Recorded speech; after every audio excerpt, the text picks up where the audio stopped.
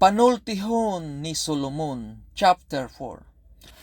Handumanan sa tawo nga nahigugma sa Ginoo.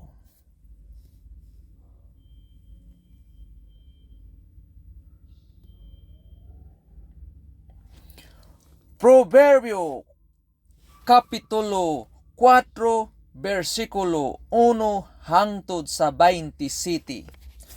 Versikulo 1. Pamatia mga anak ko ang pahimangno.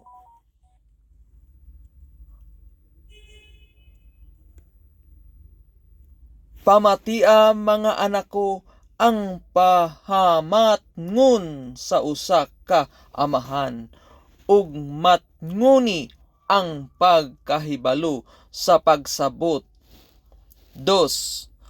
Kay akon magahatag kaninyo ug maayong pagtulunan, ayaw ninyo pagbiyai ang akong balaod.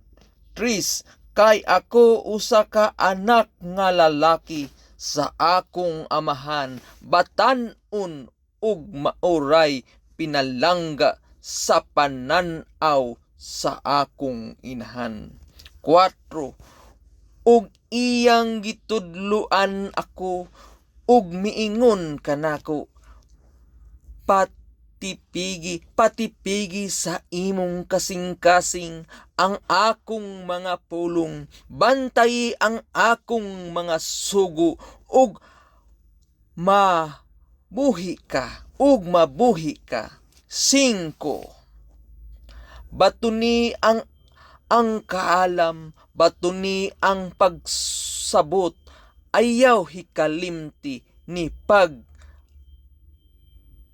ayran mo ang mga pulong sa gikan, ang mga pulong nga gikan sa akong baba. 5. Batuni ang kaalam, batuni ang pagsabot, ayaw hikalimti ni ayran mo ang mga pulong nga gikan sa akong baba. 6. Ayaw siya pagbiyai, ug siya magapanalipod kanimo, higugmaa siya, ug siya magabantay kanimo. 7. Ang kaalam maoy labaw nga butang, busa batuni ang kaalam, ug busa batuni ang kaalam, oo, uban sa tanan mo nga pagatinguhaon, batuni ang pagsabot. 7. Ang kaalam maoy labaw nga butang, busa batuni ang kaalam, oo, uban sa tanan mo nga pagatinguhaon, batuni ang pagsabot. 8. Ipahitaas siya, ug siya magapauswag kanimo, siya magadala kanimo ngadto sa kadungganan, kung ikaw mugakus kaniya. 9. Siya magahatag kanimo sa usa ka purong-purong nga bulak sa grasya, usa ka purong-purong sa katahom iyang igahatag kanimo. 10.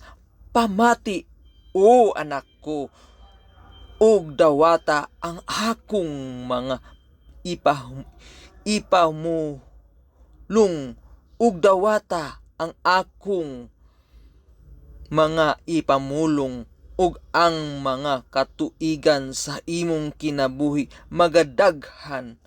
11. Ako nagtudlo kanimo sa dalan sa kaalam, ako nagmando kanimo sa mga alagianan sa katuliran. 12. Kung ikaw magalakaw, ang imong mga lakang dili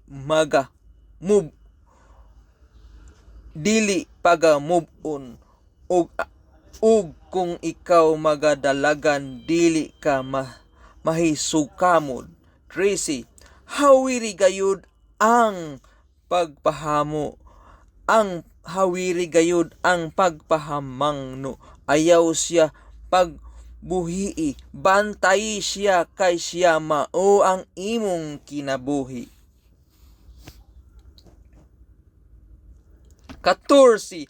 Ayaw pagsulod sa alagianan sa dautan ug ayaw paglakat sa dalan sa mga tawong dautan.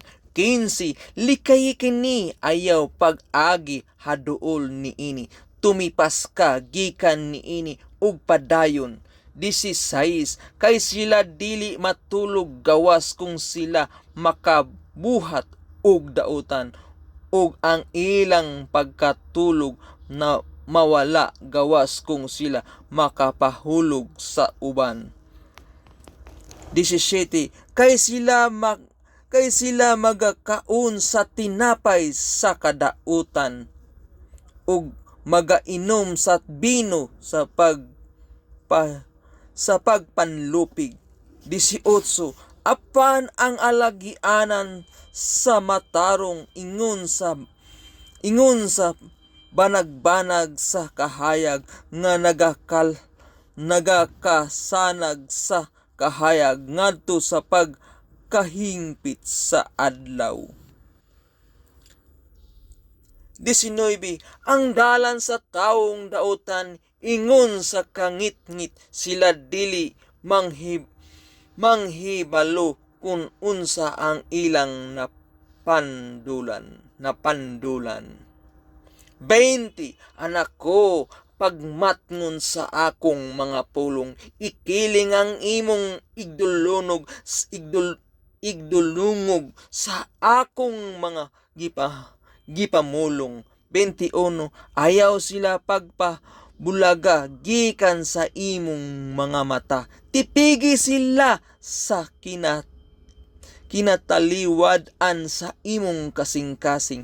22. Kay sila kinabuhi alang ni adtong na nagpangita kanila ug kaayuhan sa ilang tibuok nga unod. 23. Ampingi ang imong kasing-kasing sa tanan pagsingkamot, kay gikan niini magagula ang daghang butang sa kinabuhi.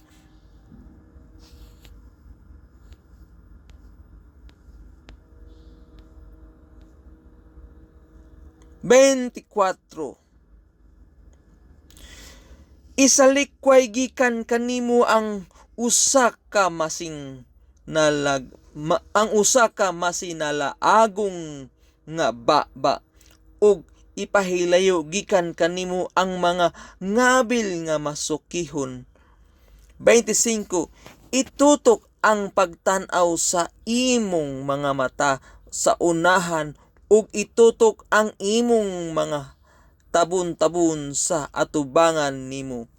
26.